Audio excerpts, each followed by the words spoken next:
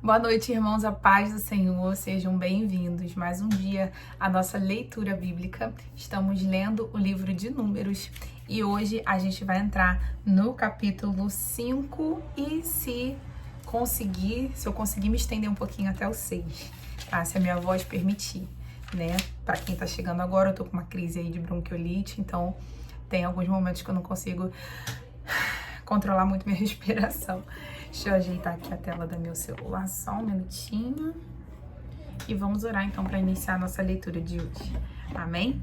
Senhor Deus, Pai amado e querido, te damos graças, te louvamos, Senhor, por esse tempo, por esse momento em Tua presença, pela Tua palavra, Senhor, viva e eficaz. Senhor, que ela faça o efeito para o qual ela foi lançada na nossa vida hoje, que Teu Espírito Santo fale aos nossos corações, Senhor, demonstrando para nós a Tua vontade, nos ensinando, nos aprimorando, Senhor, nos aperfeiçoando em Ti. Obrigada por cada livramento, porque o Senhor nos trouxe até aqui, até esse momento. Senhor, nós consagramos esse tempo a Ti, te pedimos perdão pelos nossos pecados, Pai. Tira toda a limitação da nossa mente, nos traz o entendimento e a revelação daquilo que vamos ler agora. Em nome de Jesus. Amém. Amém, irmãos. Então, vamos lá. Eu tô com minha Bíblia aqui aberta no livro errado. Peraí. Estava em Levíticos. Estamos em Números. Hoje eu vou usar a minha Bíblia King James, tá? Que eu tô gravando aqui, fazendo aqui agora. E eu nem sei onde tá a minha Bíblia normal. Então, talvez você que tá aqui todo dia sinta uma pequena diferença aí na tradução. Mas é por causa da Bíblia que eu tô lendo hoje, tá? Então, vamos lá.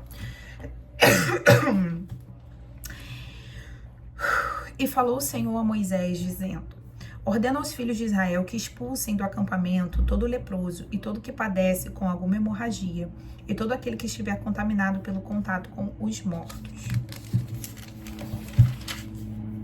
Homens e mulheres expulsareis fora do acampamento, os colocareis para que não contaminem os seus acampamentos em cujo meio eu habito. E assim fizeram os filhos de Israel e os expulsaram do acampamento, como o Senhor ordenara a Moisés. Assim fizeram os filhos de Israel. E falou o Senhor a Moisés, dizendo: fala aos filhos de Israel, quando um homem ou uma mulher cometer algum pecado que cometem os homens, uma transgressão contra o Senhor, essa pessoa será culpada. E confessará o pecado que cometeu, e fará a compensação pela sua transgressão segundo a soma total, e lhe acrescentará uma quinta parte, e dará o valor àquele contra quem transgrediu. A gente viu já em Levítico o Senhor falando a respeito, né, da contaminação, quem tinha lepra, né, que deveria se separar, se santificar, se purificar, se apresentar ao sacerdote, alguns sacrifícios de purificação que seriam feitos. Então, algumas coisas aqui que a gente está vendo ele citar, né, ele tá falando aqui para os levitas, né, mais ou menos como eles iam coordenar essas questões ali. Então, ele tá, né, repetindo algumas falas. Deixa eu abrir, porque essa Bíblia aqui tem uma coisa que me incomoda um pouco, que na outra ela tem os temas de cada capítulo e me facilita, às vezes, comentar com vocês. É isso mesmo, aqui no 5, então ele começou falando sobre as pessoas impuras, né? E como que elas deveriam pagar, né, algum prejuízo que pudesse gerar para alguém, às vezes até por ter contaminado outra pessoa, né, com essa doença, exposto outras pessoas, né, a uma doença, enfim. Tinha toda essa questão também. Por isso que aquele que fosse considerado impuro deveria ser isolado, né, até ali o período em que de fato ele fosse curado, ou às vezes a lepra, quando era incurável, ele acabava sendo mesmo isolado permanentemente ali do convívio das pessoas, e isso porque isso gera um prejuízo para as outras pessoas, né, enfim. Então, nós lemos no 7 agora, né? Confessará o pecado que cometeu e fará a compensação pela sua transgressão segundo a soma total. E lhe acrescentará uma quinta parte e dará o valor àquele contra quem transgrediu. Agora o 8. Mas, se esse homem não tiver um parente remidor, ao qual deva ser feita a compensação, então a compensação da transgressão deverá ser feita ao Senhor e ao sacerdote, além do carneiro da oferta, com que será feita a oferta. E toda oferta de todas as coisas santas dos filhos de Israel que trouxerem ao sacerdote, a ele pertencerá. As coisas santas de cada um pertencerão a ele, tudo que alguém der ao sacerdote, a ele pertencerá. Porque quando um homem ou uma mulher, então, comete um pecado, né, um pecado comum, um pecado que os homens cometem, ele tá falando de pecados de relacionamentos, né, de uma pessoa contra outra, pecados interpessoais, né. A lei, então, dizia isso, que se ele causasse algum prejuízo para outra pessoa, seja na sua moradia, seja com uma fraude, com uma mentira, né, que causasse um mal-estar ali na comunhão da comunidade, é sobre mais ou menos isso que ele está dizendo aqui, quando ele fala que, no versículo 5, ele fala, quando um homem ou uma mulher cometer algum pecado que cometem os homens, né? Então tá se referindo a essa coisa interpessoal de relacionamentos, né? Poderia ser algo, né, contra a propriedade, algo que causasse algum prejuízo, algum tipo de fraude, né? Esse pecado, alguma mentira, né? Alguma falsa declaração contra a pessoa. Então, eles deveriam, né, fazer esse sacrifício e pagar esse valor pela transgressão, né? Enfim. E aí, eu só queria ver essa questão do remidor, mas eu acho que é porque alguém da família pode remir essa dívida. Enfim, aqui não tem muito claro pra gente comentar sobre isso. Mas então, vamos continuar, né? Se eu não me engano é isso, o remidor é alguém da família que pode remir, né, pode ajudar a pagar essa dívida, e quando não há, ele pode, então, ele oferece ao sacerdote. Eu vou fazer o seguinte, essa letra tá muito pequena, eu vou pegar aqui no tablet, que eu leio com uma letra maior, gente, me desculpem. Versículo 9 que nós paramos. Leio com uma letra maior e consigo botar a tradução que a gente já tá acostumado a ler também, que vocês também estão acostumados comigo.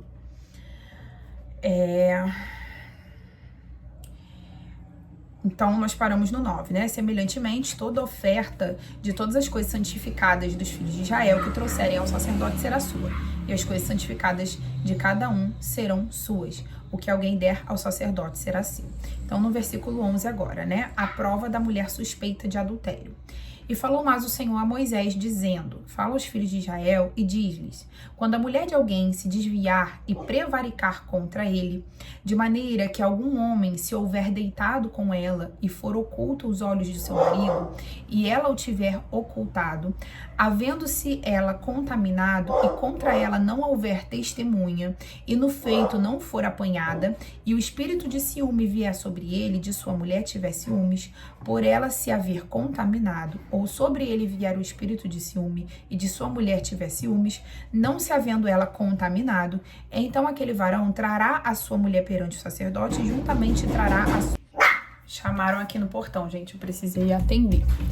Então, no versículo 15 agora, né, ele tá dizendo, aquele varão trará sua mulher perante o sacerdote, e juntamente trará a sua oferta por ela. 1/10 de efa de farinha de cevada, sobre a qual não deitará azeite, nem sobre ela porá incenso, porquanto é oferta de manjar de ciúme, oferta memorativa, que traz a iniquidade em memória. Ele tá falando, então, de suspeitas de adultério, mas que não foi descoberto nem provado nada, né? Então, deverá ser oferecida também uma oferta perante o sacerdote por esse ciúme do marido, né?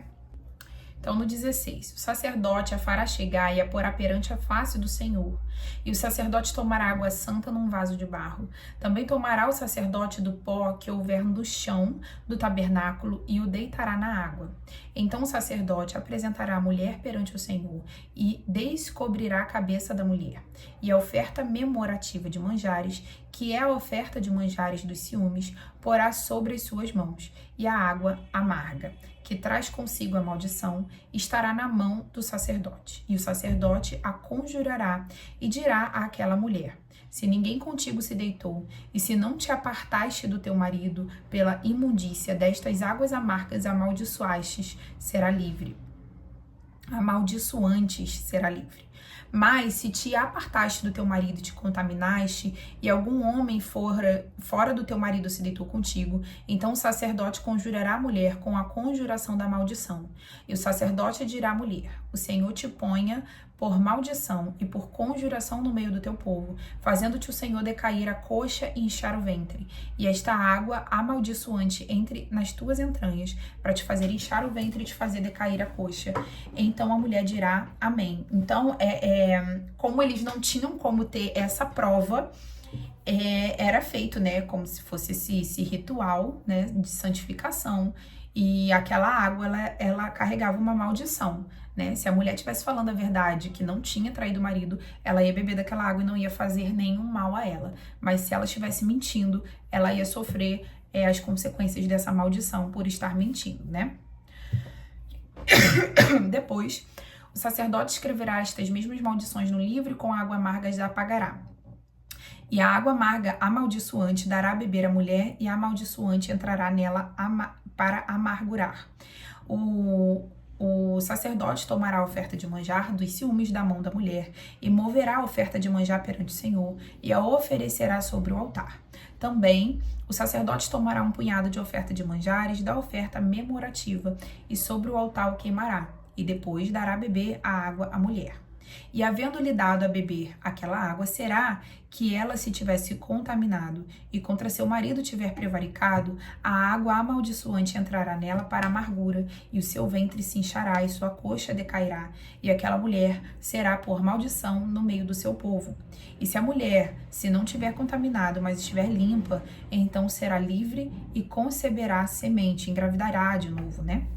Essa é a lei dos ciúmes, quando a mulher, em poder do seu marido, se desviar e for contaminada, ou quando sobre o homem vier o espírito de ciúme e tiver ciúme de sua mulher, apresente a mulher perante o Senhor, e o sacerdote nela execute toda esta lei, e o homem será livre da iniquidade, porém a mulher levará a sua iniquidade.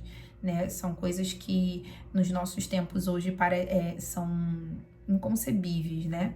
Mas a mulher acabava tendo que passar por esse ritual de santificação, enfim, né? Então vamos ler o capítulo 6 agora, que vai falar também de um tema muito interessante, que a gente vê alguns exemplos na Bíblia mais à frente, né? Como que é a lei do nazireado, né? Que é o voto de Nazireu. A gente vê que, por exemplo, nós vamos... Sansão, né? Tinha esse voto de Nazireu, por isso não podia cortar o cabelo, enfim... a gente entende que talvez Paulo possa ter feito esse voto lá no Novo Testamento, e aqui a gente vai ver então o primeiro indício, né, falando sobre isso na Bíblia, em Números capítulo 6, a lei do nazireado.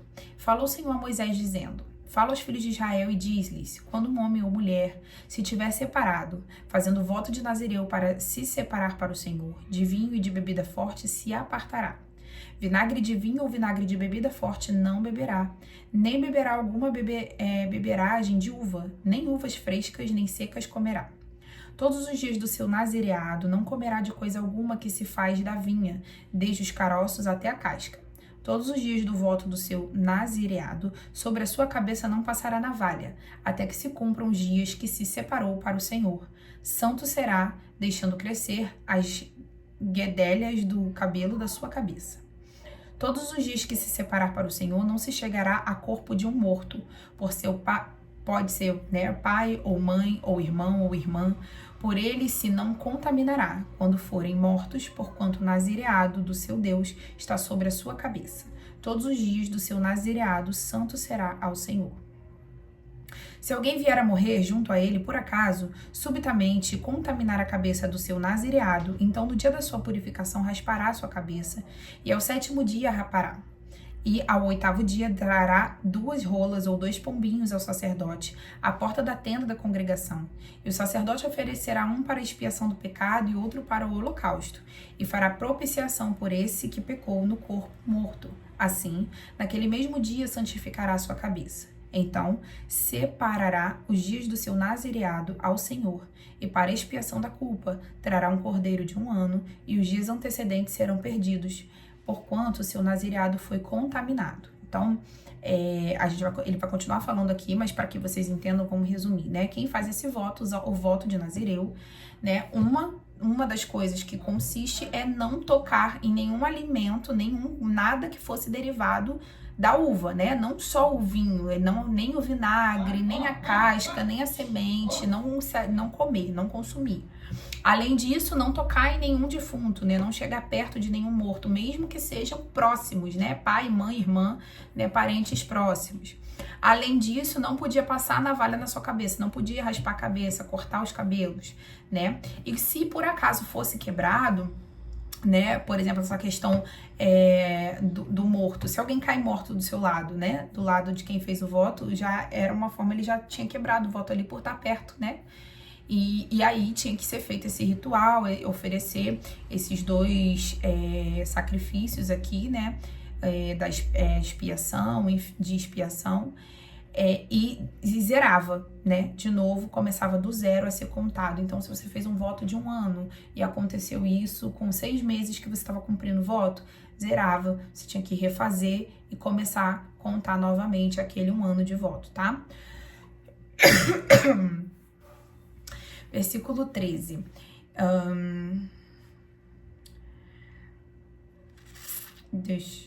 Oferta. Peraí, deixa eu ver o versículo que eu parei.